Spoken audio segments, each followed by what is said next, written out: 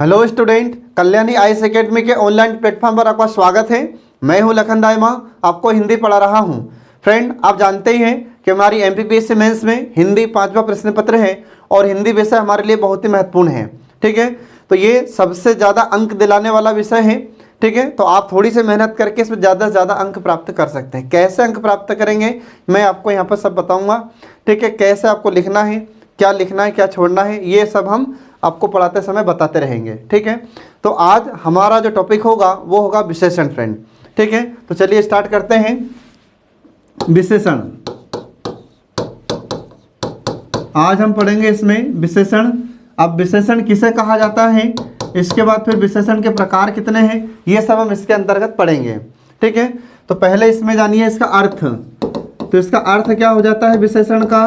विशेषण का अर्थ होता है विशेषता बताने वाला। ठीक है फ्रेंड, इसका अर्थ क्या हो जाता है? विशेषता बताने वाला, ये विशेषण कहलाता है। आ रहा समझ में? इसके बाद फिर इसकी एक परिभाषा सुनिए आप। तो इसकी परिभाषा क्या हो जाती है? इसकी परिभाषा, तो परिभाषा होती है कि जो संज्ञा और सर्वनाम की विशेषता बताता है। जो संज्ञा और सर्वनाम, ठीक है, जो संज्ञा और सर्वनाम की विशेषता बताता है उसे हम विशेषण कहते हैं। जो संज्ञा और सर्वनाम की विशेषता बताता है उसे हम विशेषण कहते हैं फ्रेंड। ठीक है, अब संज्ञा क्या है? तो किसी व्यक्ति का नाम, किसी वस्तु का नाम, किसी स्थान का नाम संज्ञा कहलाती है। फिर सर्वनाम क्या है? तो संज्ञा के बदले जिन शब्दों का प्रयोग किया जाता है उसे हम सर्वनाम कहते हैं। तो जैसे हमने बोला कि राम, श्याम, मोहन, सीता, गीता, ये क्या है? संज्ञा है। पर्वत, पठार, नदी, झील, तालाब, ये सब क्या है? संज्ञा है। फिर सर्वनाम क्या है?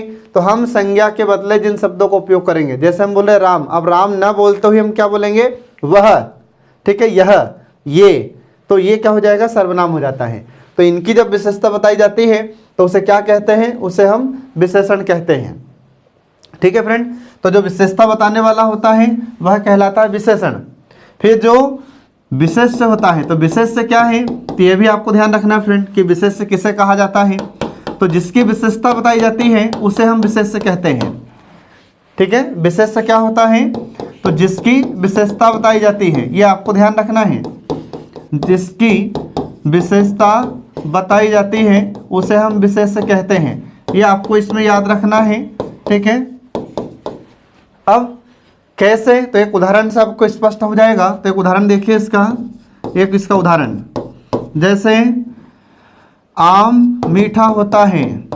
ठीक है, यहाँ पर हमने लिखा आम मीठा होता है। ठीक है, अब यहाँ पर हमने लिखा कि आम, तो आम क्या हुआ है यहाँ पर? विशेष्य। क्यों? क्योंकि किसकी विशेषता बता रहे हैं हम? आम की विशेषता बता रहे हैं। तो यहाँ पर आम क्या हो जाएगा? तो आम हो जाएगा विशेष्य और मीठा क्या हो जाएगा यहाँ पर? विशेषण। क्योंकि आम की विशेषता कौन बता रहा है? तो आम की विशेषता बता रहा है मीठा शब्द। तो जहाँ पर जो मीठा शब्द आया है तो ये क्या है फ्रेंड? विशेषण है। क्यों विशेषण है? क्योंकि ये विशेषता बता रहा है। किसकी विशेषता बता रहा है? आम की। क्या मीठा है? तो आम मीठा है। ठीक है, तो जो मीठा शब्द है यहाँ पर ये हुआ विशेषण, और जिसकी विशेषता बताई जाती है, तो किसकी विशेषता बताई जा रही है? आम की। तो आम क्या हुआ यहाँ पर? विशेष्य हो गया। आ रहा समझ फ्रेंड? तो ऐसे आपको ध्यान रखना है। तो जिसकी विशेषता बताई जाती है वह विशेष्य होता है और जो विशेषता बताता है वह विशेषण होता है। ठीक है, इसके बाद अब देखिए विशेषण के प्रकार। ठीक है, तो विशेषण के प्रकार कौन कौन से फ्रेंड, ये देखिए इसमें आपको याद रखना है, एग्जाम में आपसे पूछा जाता है। विशेषण के प्रकार, तो विशेषण के प्रकार कितने होते हैं? तो विशेषण के 4 प्रकार होते हैं फ्रेंड, जो आपको हमेशा याद रखना है। तो पहला देखिए इसमें, पहला हो जाता है गुणबोधक विशेषण या गुणवाचक भी कहा जाता है इसे। दूसरा हो जाता है परिमाण बोधक, दूसरा प्रकार हो जाता है परिमाण बोधक विशेषण या इसको परिमाणवाचक भी कहते हैं। इसके बाद फिर तीसरा प्रकार हो जाता है संख्या बोधक या जिसको हम संख्यावाचक भी कहते हैं। संख्याबोधक विशेषण। इसके बाद फिर चौथा प्रकार हो जाता है सार्वनामिक विशेषण। सार्वनामिक विशेषण, ठीक है, ये 4 प्रकार होते हैं। अब गुणवाचक विशेषण किसे कहते हैं, परिमाण बोधक किसे कहते हैं, संख्या बोधक किसे कहते हैं, सार्वनामिक विशेषण किसे कहते हैं, ये सब हम इनको एक एक से पूरा करेंगे। अब तो इसमें पहले हम शुरू करते हैं गुणबोधक विशेषण। अब देखिए इसमें विशेषण का पहला प्रकार, ठीक है। अब विशेषण का पहला प्रकार है गुणवाचक या गुणबोधक विशेषण।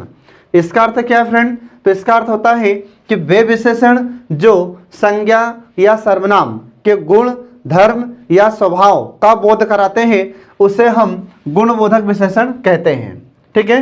ये आपको इसमें ध्यान रखना है। तो इसका अर्थ क्या हो जाता है, तो वे विशेषण जो संज्ञा, सर्वनाम, जो विशेषण संज्ञा और सर्वनाम के गुण, धर्म, ठीक है, गुण, धर्म और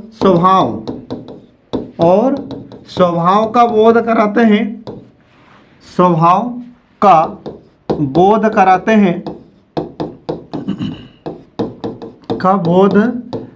हैं, उसे हम गुणवाचक या गुणबोधक विशेषण कहते हैं। ये आपको इसमें ध्यान रखना फ्रेंड। तो इसमें क्या होगा, तो इसमें हमें किसी भी व्यक्ति की अच्छाई या उसकी बुराई के बारे में पता चलेगा। फिर इसके बाद में कोई भी वस्तु है उसके आकार, उसके रंग का बोध होता है, उसके रंग का पता चलता है, उसके आकार का पता चलता है, उसके रंग का पता चलता है।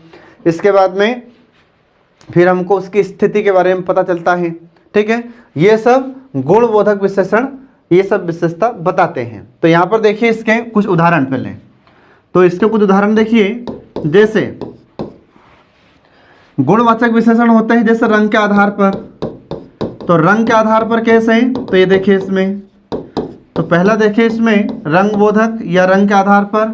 तो रंग के आधार पर विशेषण कौन कौन से हो जाते हैं, जैसे नीला, ठीक है, काला, इसके बाद फिर पीला और फिर लाल और फिर गुलाबी, जितने भी रंग होते हैं, ठीक है। तो ये रंग बोधक होते हैं या रंग के आधार पर विशेषण होते हैं। इसके बाद फिर आकार के आधार पर कैसे हैं, तो इसमें अपन देखते हैं कि आकार के आधार पर या आकार का, ठीक है, या आकार बताने वाले। तो आकार के आधार पर या आकार बताने वाले विशेषण कौन कौन से हो जाते हैं, तो जैसे हमने बोला कि ऐसे लंबा होता है, इसके बाद फिर चौड़ा, ठीक है, इसके बाद फिर और भी कई प्रकार के आकार होते हैं। तो लंबा है, चौड़ा है, मोटा है, पतला है, ये किस प्रकार से होते हैं, तो ये आकार के आधार पर विशेषण होते हैं। फिर इसके बाद में ऐसे ही जैसे अपन देखते हैं कि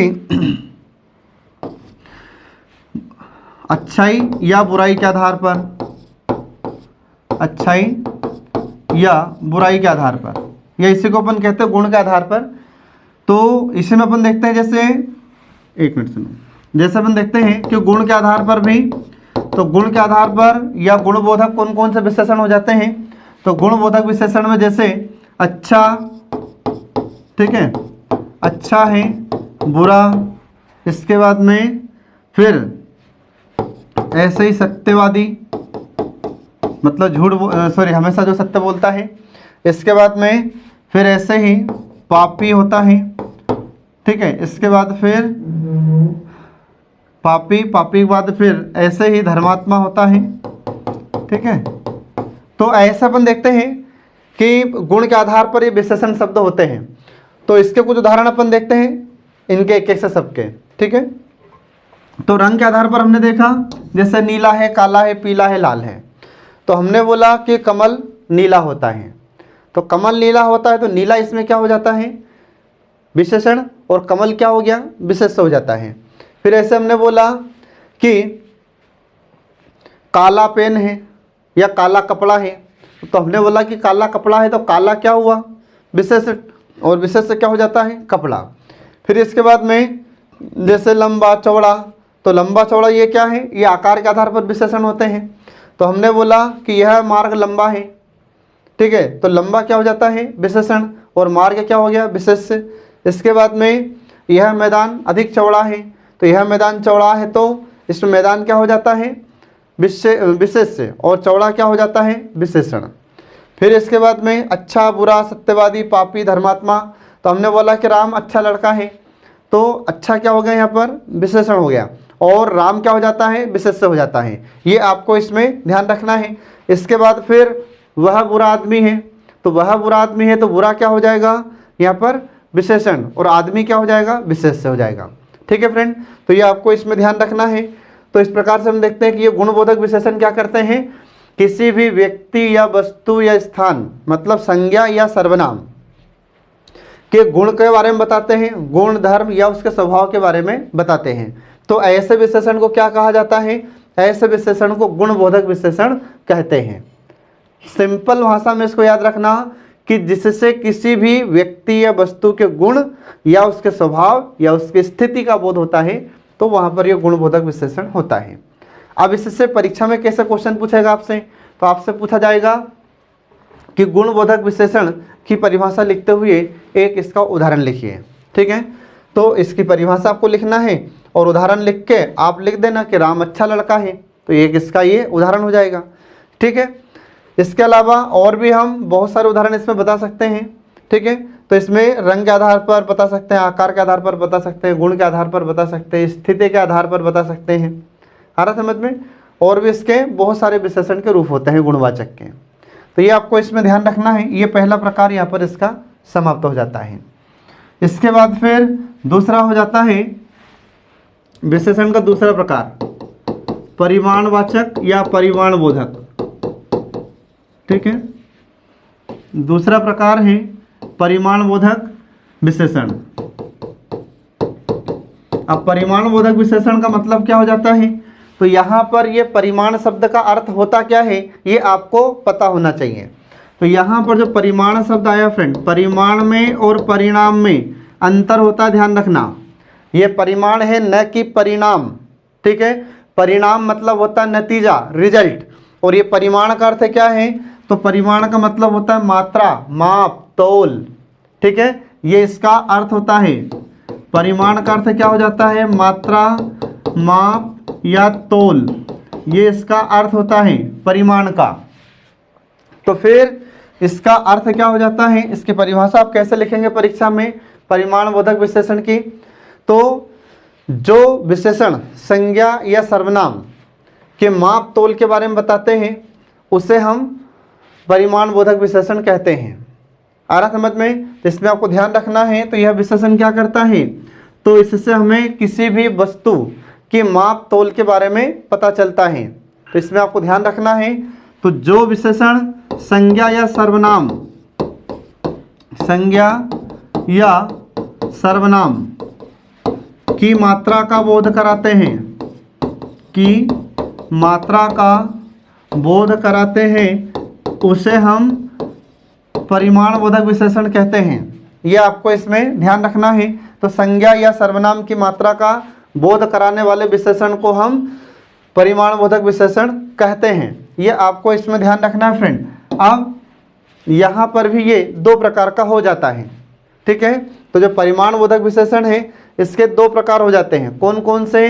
एक निश्चित परिमाणबोधक और अनिश्चित परिमाणबोधक। इसके दो प्रकार होते हैं फ्रेंड, ये आपको इसमें ध्यान रखना है। तो जो दूसरा प्रकार है परिमाणबोधक विशेषण, परिमाणबोधक विशेषण, इसके दो प्रकार होते हैं। तो इसके दो प्रकार कौन कौन से हो जाते हैं ये आपको याद रखना है। परीक्षा में अगर आपसे पूछा जा रहा है ये, तो आपको भी ऐसे फ्लो चार्ट बनाकर दिखाना है। ठीक है, तो इसमें आपको ध्यान रखना है। तो जब भी आप फ्लो चार्ट बनाएं तो इस प्रकार से बनाएं आप, ये सरल भी है और जल्दी भी बन जाता है। तो परिमाणबोधक विशेषण के दो प्रकार हो जाते हैं। एक हो जाता है निश्चय बोधक या निश्चित परिमाणबोधक। ठीक है, निश्चित परिमाणबोधक, और दूसरा हो जाता है अनिश्चित परिमाणबोधक। ठीक है, निश्चित परिमाणबोधक और दूसरा हो जाता है अनिश्चित परिमाणबोधक विशेषण। ये दो प्रकार होते हैं।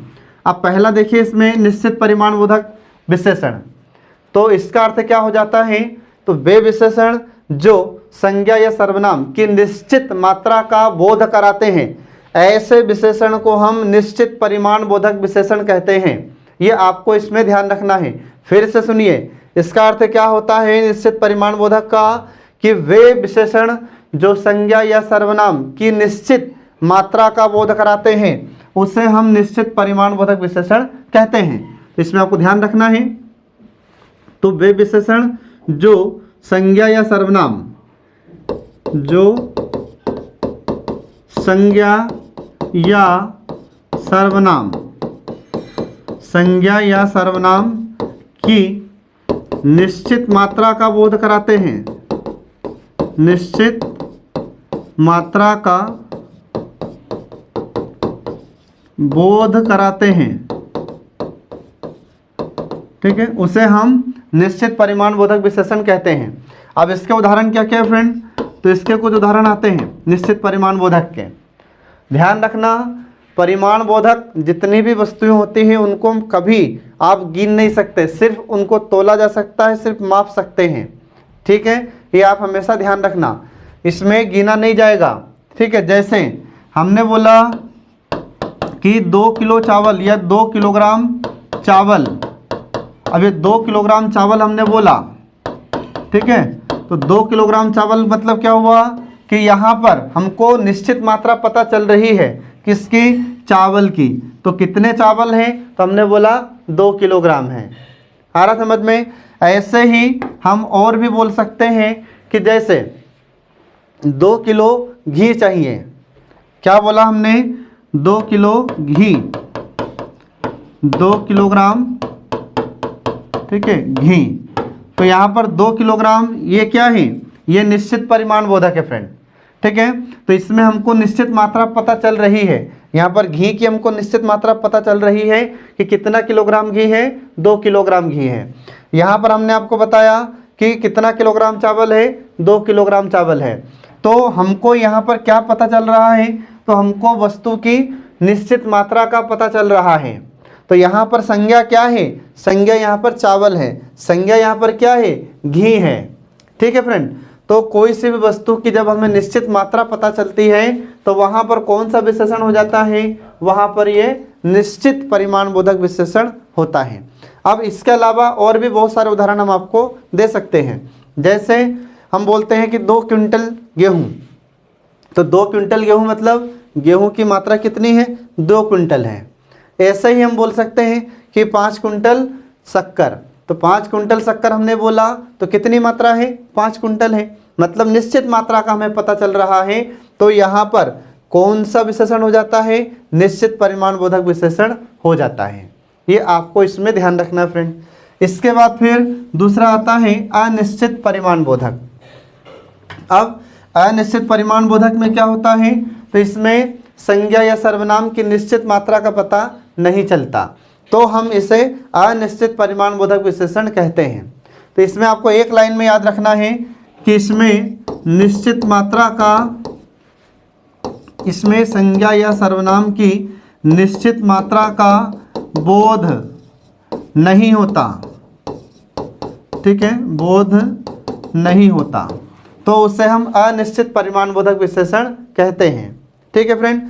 तो इसमें निश्चित मात्रा आपको पता नहीं चलेगी, तो इसमें कैसे, तो हम बोलते हैं कि उदाहरण देखिए इसका, एक इसका उदाहरण देखिए, ठीक है, उदाहरण देखिए इसका। जैसे हमने बोल दिया कि कुछ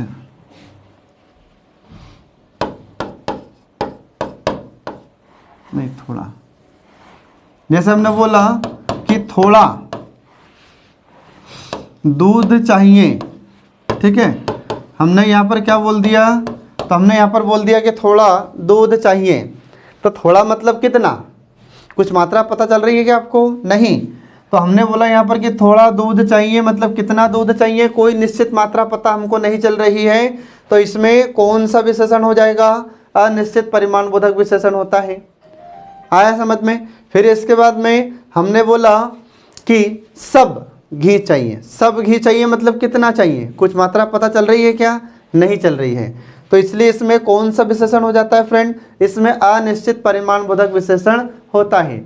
ऐसे हम और भी बहुत सारे वाक्य आपको बता सकते हैं। जैसे हमने बोला कि सारे गेहूँ चाहिए, तो सारे गेहूँ मतलब कितने गेहूँ चाहिए, कोई निश्चित मात्रा पता चल रही है क्या? नहीं चल रही है। फिर इसके बाद हमने बोला कि सब चावल चाहिए, तो सब चावल कितने चाहिए? कुछ संख्या फिक्स है क्या? सॉरी, कुछ मात्रा फिक्स है क्या? नहीं है। तो जिसमें हमको निश्चित मात्रा का पता नहीं चलता है वहाँ पर अनिश्चित परिमाण बोधक विशेषण होता है। ठीक है, ये आपको इसमें ध्यान रखना फ्रेंड। तो इस प्रकार से हम देखते हैं कि यहाँ पर विशेषण का दूसरा प्रकार समाप्त हुआ। अब इसमें परीक्षा में क्वेश्चन इससे कैसे पूछा जाएगा? तो आपसे पूछ सकता है कि परिमाण बोधक विशेषण किसे कहते हैं और इसके कितने प्रकार होते हैं। 3 नंबर में आपसे पूछेगा। अगर इस प्रकार से क्वेश्चन आपसे पूछ रहा है तो आपको पहले इसकी परिभाषा बताना है और फिर इसके 2 प्रकार आपको बता देना है। ठीक है, इसके बाद फिर अब देखिए तीसरा प्रकार, विशेषण का तीसरा प्रकार देखिए। तो विशेषण का तीसरा प्रकार है संख्याबोधक या संख्यावाचक। संख्याबोधक विशेषण या संख्यावाचक विशेषण। ठीक है, तो जो बोधक होता है इसी को वाचक भी कहते हैं, कंफ्यूज नहीं होना है आपको। तो संख्याबोधक विशेषण या संख्यावाचक विशेषण। अब इसमें क्या होगा? तो इसमें हमें संख्या का पता चलता है। परिमाण बोधक में क्या हुआ था? परिमाण बोधक में मात्रा का पता चलता है और यहाँ पर किसका पता चलेगा? संख्या का। तो फिर हम इसको परिभाषित कैसे करेंगे? तो आपको याद रखना है कि जो संज्ञा या सर्वनाम की संख्या का बोध कराते हैं ऐसे विशेषण को हम संख्यावाचक या संख्याबोधक विशेषण कहते हैं। ये आपको इसमें ध्यान रखना है। तो फिर से सुनिए कि वे विशेषण जो संज्ञा या सर्वनाम, वे विशेषण जो संज्ञा या सर्वनाम की संख्या का बोध कराते हैं उसे हम संख्यावाचक या संख्याबोधक विशेषण कहते हैं। ये आपको इसमें ध्यान रखना है। तो इसकी परिभाषा क्या हो गई फ्रेंड? तो वे विशेषण जो संज्ञा या सर्वनाम की संख्या का बोध कराते हैं उसे हम कहते हैं संख्यावाचक विशेषण।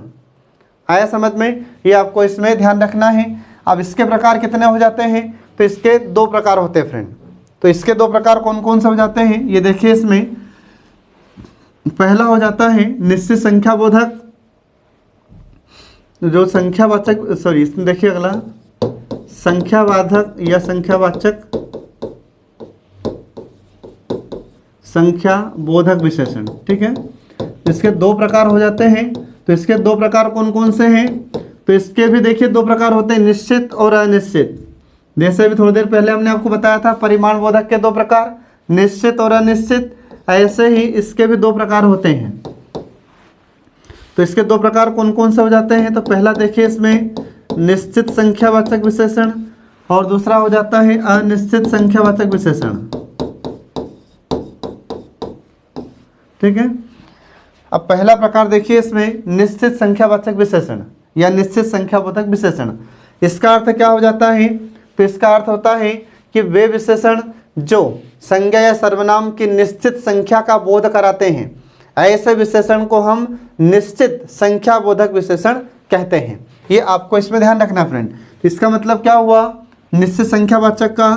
तो वे विशेषण जो निश्चित संख्या का बोध कराते हैं, निश्चित संख्या का बोध कराते हैं, उसे हम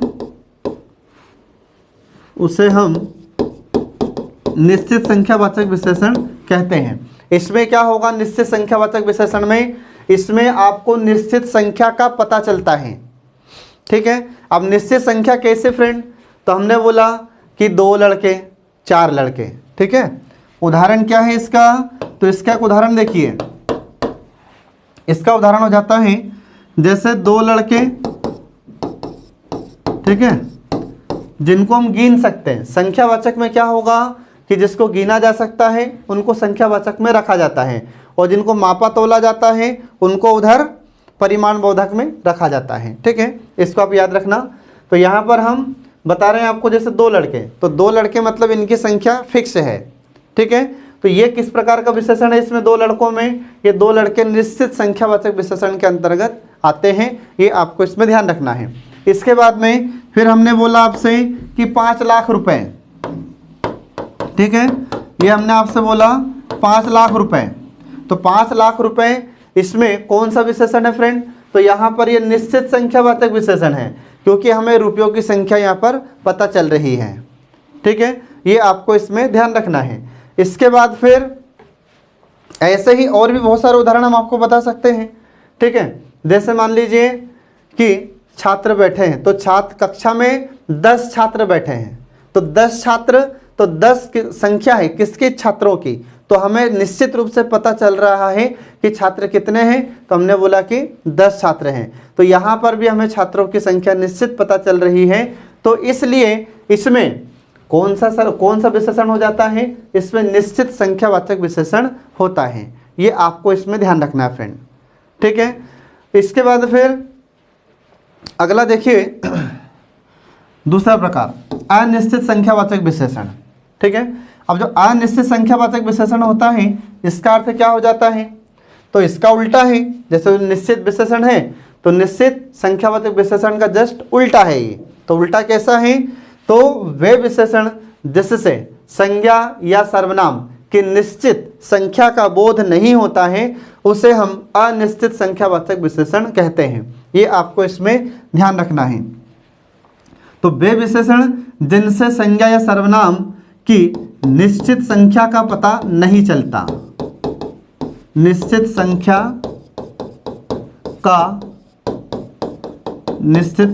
का बोध नहीं होता, उसे हम अनिश्चित संख्यावाचक विशेषण कहते हैं। ये आपको इसमें ध्यान रखना है। तो सीधी सी बात है कि वे विशेषण जिससे संज्ञा या सर्वनाम की निश्चित संख्या का पता हमें नहीं चलता है, उसे हम अनिश्चित संख्यावाचक विशेषण कहते हैं। अब इसमें कोई संख्या पता नहीं चलेगी आपको। तो इसका फिर उदाहरण देखिए, इसमें उदाहरण क्या क्या है इसका। तो जैसे सब, कुछ और कई, ठीक है, ये इसके कुछ उदाहरण हैं। अब इसका उदाहरण देखिए, यहाँ पर इसका वाक्य देखिए कि सब, तो जैसे हम बोलते हैं कि सब बच्चे बैठे हैं, ठीक है, हमने बोला कि सब बच्चे बैठे हैं। अब सब बच्चे बैठे मतलब कितने बच्चे बैठे हैं? कोई संख्या निश्चित है क्या? तो इसकी कोई संख्या निश्चित यहाँ पर नहीं है, ठीक है। तो इसलिए इसमें कौन सा विशेषण हो जाएगा? तो इसमें अनिश्चित संख्यावाचक विशेषण होता है, क्योंकि यहाँ पर बच्चों की संख्या हमें पता नहीं चल रही है। इसके बाद में ऐसे ही कुछ, तो हमने बोला कि कुछ रुपए चाहिए, तो कुछ रुपए चाहिए, कितने रुपए? कुछ संख्या पता चल रही है आपको? नहीं चल रही है। तो इसलिए इसमें कौन सा विशेषण हो जाएगा? तो इसमें अनिश्चित संख्यावाचक विशेषण होता है। ये आपको इसमें ध्यान रखना है। तो एक उदाहरण लिख लीजिए इसका यहाँ पर कि कुछ रुपए चाहिए।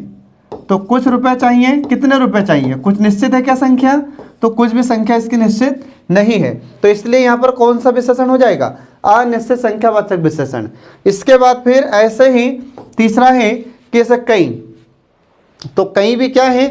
अनिश्चित वाचक है। तो कैसे? तो एक इसका उदाहरण देखिए कि कई लोग जा रहे हैं, कई लोग जा रहे हैं, ठीक है। अब कई लोग जा रहे हैं, कितने लोग जा रहे हैं? कुछ संख्या निश्चित है क्या? कुछ संख्या यहाँ पर निश्चित नहीं है। तो आपको इसमें ध्यान रखना है। तो अनिश्चित संख्यावाचक विशेषण का मतलब यह होता है कि वह विशेषण जिससे संख्या निश्चित नहीं होती या जिससे निश्चित संख्या का पता नहीं चलता है, ठीक है फ्रेंड, ये आपको ध्यान रखना है। तो इस प्रकार यहाँ पर संख्यावाचक विशेषण या संख्याबोधक विशेषण का दूसरा प्रकार समाप्त हो जाता है, ठीक है। अब इसके बाद देखिए चौथा प्रकार इसका विशेषण का। तो विशेषण का चौथा प्रकार है सार्वनामिक विशेषण। चौथा प्रकार है सार्वनामिक विशेषण, ठीक है, सार्वनामिक विशेषण। अब सार्वनामिक विशेषण किसे कहा जाता है? तो यहाँ पर जो सार्वनामिक शब्द बना है, ये किससे मिलकर बना है फ्रेंड? ये सर्वनाम से मिलकर बना है, ठीक है। जो सार्वनामिक शब्द है ये किससे मिलकर बना है? सर्वनाम से। अब सर्वनाम क्या है मैं आपको पिछली क्लास में डिटेल में पढ़ा चुका हूँ, क्योंकि सर्वनाम का मतलब होता है कि जो संज्ञा के बदले प्रयुक्त होते हैं उसे हम सर्वनाम कहते हैं। ये आपको इसमें ध्यान रखना है। अब सर्वनाम कौन से होते हैं, तो यह, वह, ये, वे, उसे, उनको, आ रहा समझ में, ये सब क्या होते हैं, सर्वनाम होते हैं। ये आपको इसमें ध्यान रखना है। तो फिर इसकी परिभाषा क्या हो जाती है फ्रेंड, विशेषण, ये सार्वनामिक विशेषण की, तो इसकी परिभाषा हो जाती है कि जब सर्वनाम विशेषण के रूप में प्रयुक्त होते हैं तो उसे हम सार्वनामिक विशेषण कहते हैं। ठीक है, इसकी परिभाषा हो जाती है, ध्यान रखना आप लोग, कि जब सर्वनाम ही या जब सर्वनाम विशेषण के रूप में प्रयुक्त होते हैं, जब सर्वनाम विशेषण के रूप में प्रयुक्त होते हैं, रूप में प्रयुक्त होते हैं, तो उसे हम सार्वनामिक विशेषण कहते हैं। ये आपको इसमें ध्यान रखना है। तो अब यहाँ पर क्या होगा, तो अब यहाँ पर सर्वनाम ही किसका काम करेंगे, अब यहाँ पर सर्वनाम ही विशेषण का कार्य करेंगे, इसलिए इसे क्या कहा जाता है, इसलिए इसे सार्वनामिक विशेषण कहते हैं। ठीक है फ्रेंड, अब जो सार्वनामिक विशेषण है, तो सार्वनामिक विशेषण के प्रकार कितने होते हैं, इसके दो प्रकार होते हैं। कौन कौन से, एक मौलिक सार्वनामिक विशेषण और दूसरा होता है यौगिक सार्वनामिक विशेषण। ये दो इसके प्रकार होते हैं, ये आप इसको ध्यान रखना। अब देखिए इसके प्रकार, तो इसके प्रकार कौन कौन से हो जाते हैं सार्वनामिक विशेषण के, तो इसके दो प्रकार होते हैं जो आपको याद रखना है। इसके दो प्रकार, तो पहला प्रकार होता है इसका मौलिक सार्वनामिक विशेषण और दूसरा हो जाता है यौगिक सार्वनामिक विशेषण। ठीक है, पहला हो जाता है मौलिक सार्वनामिक विशेषण और दूसरा हो जाता है यौगिक सार्वनामिक विशेषण। ये दो प्रकार इसके होते हैं। अब यहाँ पर देखिए, इसमें पहला प्रकार इसका मौलिक सार्वनामिक विशेषण। अब यहाँ पर मौलिक का मतलब क्या समझेंगे आप, मूल, और मूल का मतलब असली, अपनी सरल भाषा में। ठीक है, तो फिर इसका अर्थ क्या हुआ मौलिक सार्वनामिक विशेषण का, तो इसमें आपको ध्यान रखना है कि वे सर्वनाम जो बिना रूपांतरण के मौलिक रूप में या मूल रूप में संज्ञा के पहले आकर उसकी विशेषता बताते हैं, तो उसे हम मौलिक सार्वनामिक विशेषण कहते हैं। ये मौलिक सार्वनामिक विशेषण की परिभाषा होती है।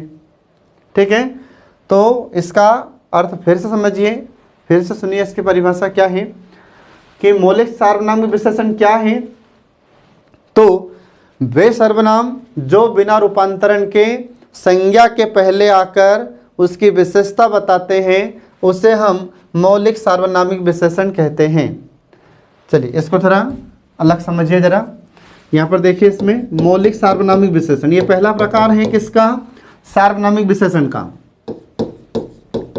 पहला देखिए इसमें मौलिक सार्वनामिक, ठीक है, विशेषण। अब आपको ये तो क्लियर है सबको कि सार्वनामिक विशेषण क्या है, इसमें कंफ्यूजन तो नहीं है ना। तो सार्वनामिक विशेषण का मतलब हो जाता है कि जब सर्वनाम विशेषण का कार्य करे या जब सर्वनाम विशेषण के रूप में प्रयुक्त होते हैं तो सार्वनामिक विशेषण कहलाते हैं। अब इसका पहला प्रकार क्या है, तो पहला प्रकार है मौलिक सार्वनामिक विशेषण। तो यहाँ पर जो मौलिक शब्द बना है किससे मिलकर बनता है, ये मूल से मिलकर बनता है। और मूल मतलब क्या है, वास्तव या वास्तविक। तो फिर इसका अर्थ क्या हो जाता है, तो इसका अर्थ हो जाता है कि वे सर्वनाम जो बिना रूपांतरण के संज्ञा के पहले आकर उसकी विशेषता बताते हैं, तो उसे हम मौलिक सार्वनामिक विशेषण कहते हैं। ये आपको इसमें याद रखना होगा। तो वे सर्वनाम जो बिना रूपांतरण के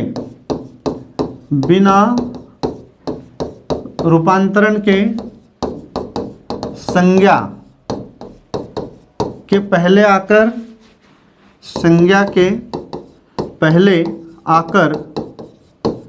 विशेषता बताते हैं, संज्ञा के पहले आकर उसकी विशेषता बताते हैं, तो उसे हम मौलिक सार्वनामिक विशेषण कहते हैं। ये आपको इसमें ध्यान रखना है। ये इसकी परिभाषा होती है मौलिक सार्वनामिक विशेषण की। अब मौलिक सार्वनामिक विशेषण है कौन से फ्रेंड, तो जैसे हम बोलते हैं कि यह, ठीक है, ये कैसा विशेषण है, ये मौलिक सार्वनामिक विशेषण है। तो इसमें आपको ध्यान रखना, ये इसका उदाहरण भी है। ठीक है, तो इसका उदाहरण है जैसे यह, तो यह कैसा सर्वनाम है, ये मौलिक सर्वनाम है। ठीक है। इसके बाद फिर ऐसे ही वह, तो वह कैसा सर्वनाम है? मौलिक सर्वनाम है। इसके बाद फिर जो कैसा सर्वनाम है? मौलिक सर्वनाम है। इसके बाद फिर कोई, ठीक है, तो कोई भी कैसा सर्वनाम है? यह भी मौलिक सर्वनाम होता है। ठीक है फ्रेंड, ये आपको इसमें ध्यान रखना है। अब इसका एक उदाहरण देखिए, जैसे यह, तो अब इसमें हम देखते हैं कि जैसे यह घर मेरा है, यह घर मेरा है। ठीक है, अब हमने बोला कि यह घर मेरा है, तो यहाँ पर यह क्या है?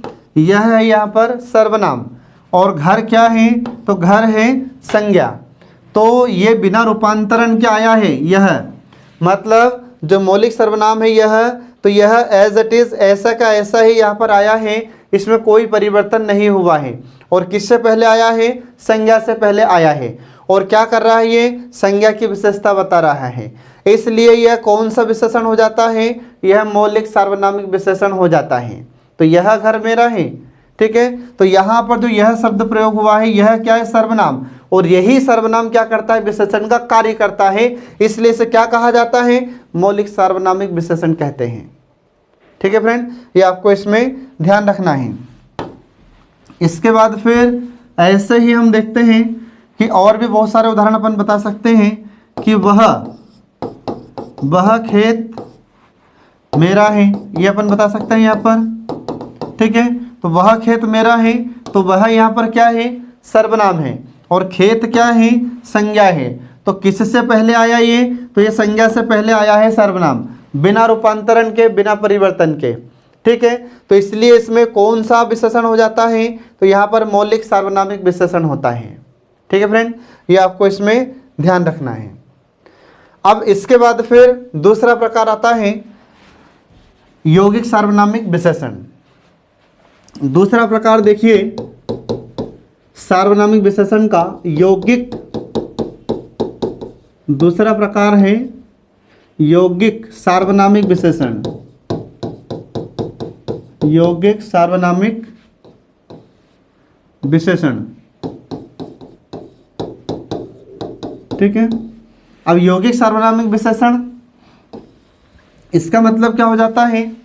तो यौगिक सार्वनामिक विशेषण की परिभाषा होती है कि वे सर्वनाम जो रूपांतरित होकर संज्ञा के पहले आकर उसकी विशेषता बताते हैं, उसे हम यौगिक सार्वनामिक विशेषण कहते हैं। तो इसकी परिभाषा आपको याद रखना है, और परीक्षा में भी अगर आता है तो आपको कैसे लिखना है? तो आपको लिखना है कि वे सर्वनाम जो रूपांतरित होकर आते हैं और संज्ञा की विशेषता बताते हैं, तो उसे हम क्या कहते हैं? यौगिक सार्वनामिक विशेषण कहते हैं। तो वे सर्वनाम जो रूपांतरित होकर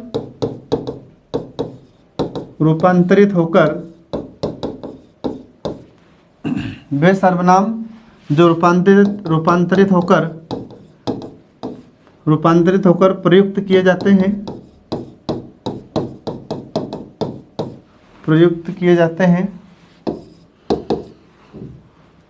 ठीक है, तथा संज्ञा की विशेषता बताते हैं,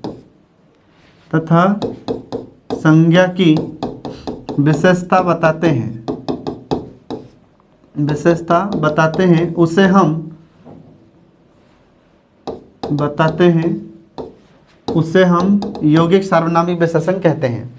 अब यहाँ पर क्या होगा? तो यहाँ पर जो सर्वनाम आएंगे, तो यहाँ पर सर्वनाम कैसे प्रयुक्त होंगे?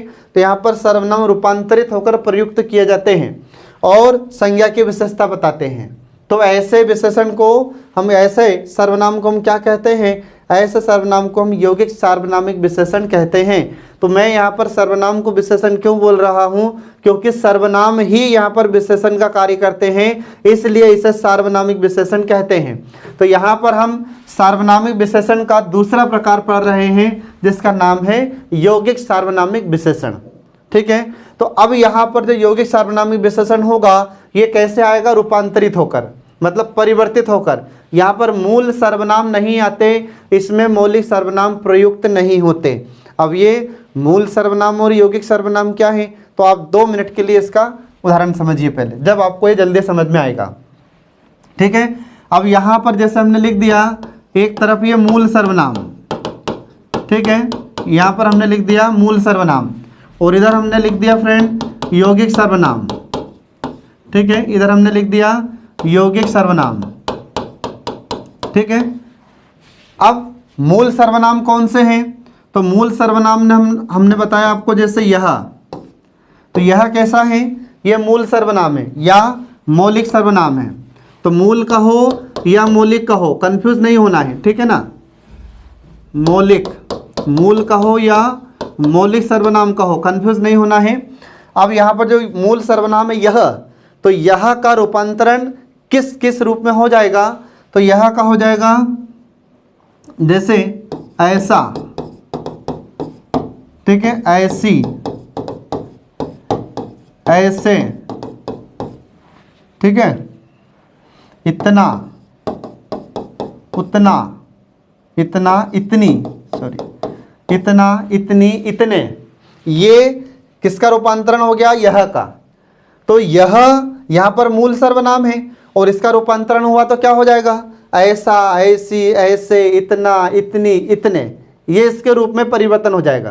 तो जब इसके रूप में परिवर्तन हो जाता है, रूप में अंतर आ जाता है, तो उसी को कहते हैं रूपांतरण।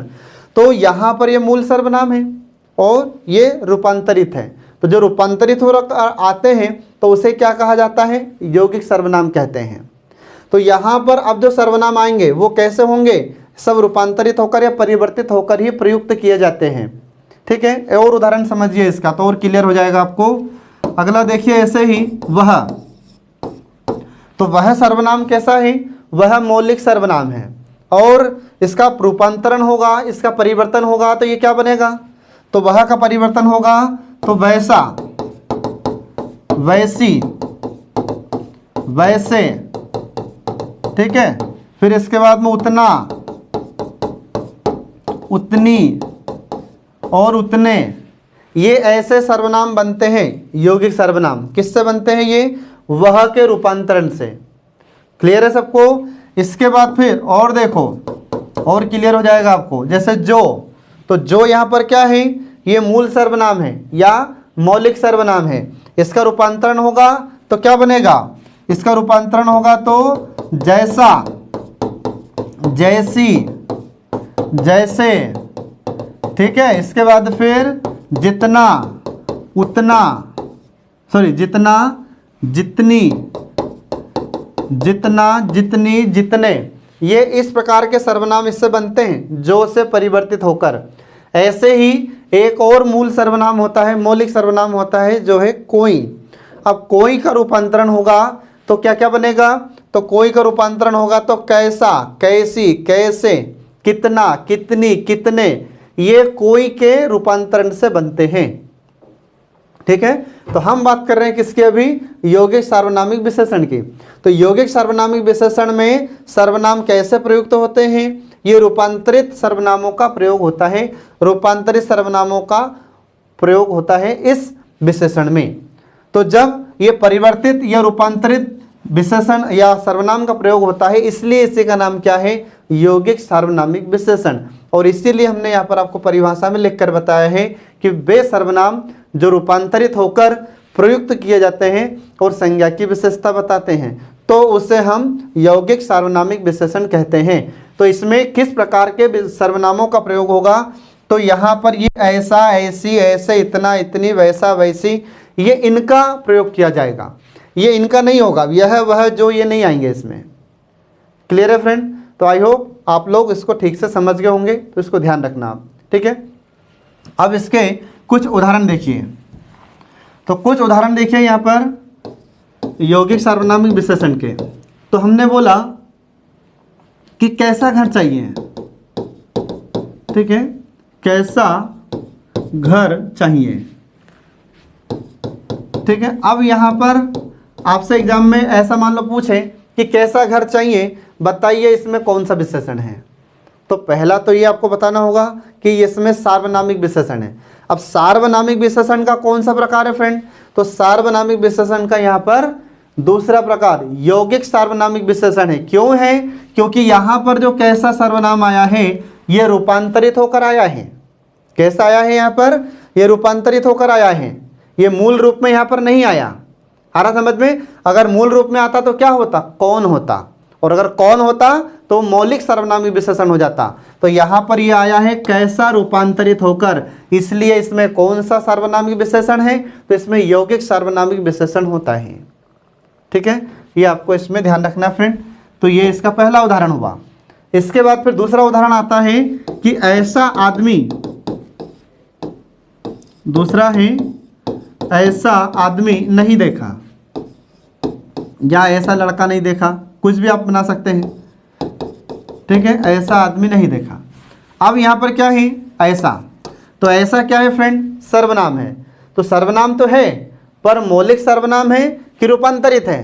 तो यहाँ पर आपको बताना है कि ये रूपांतरित है, ये रूपांतरित होकर आया है, परिवर्तित होकर यहाँ पर प्रयुक्त किया गया है, मौलिक रूप में यहाँ पर प्रयुक्त नहीं किया गया है। ठीक है ना? तो इसलिए ये कौन सा सर्वनाम है? ये यौगिक सर्वनाम है। और किससे पहले आया है? संज्ञा से पहले। तो संज्ञा क्या है? इसमें आदमी है और इसकी विशेषता बता रहा है, तो इसलिए इसमें कौन सा विशेषण हो जाएगा? यौगिक सार्वनामिक विशेषण होता है। ठीक है, ये आपको इसमें ध्यान रखना है। तो जब सर्वनाम ही विशेषता बताए तो वह कहलाता है सार्वनामिक विशेषण।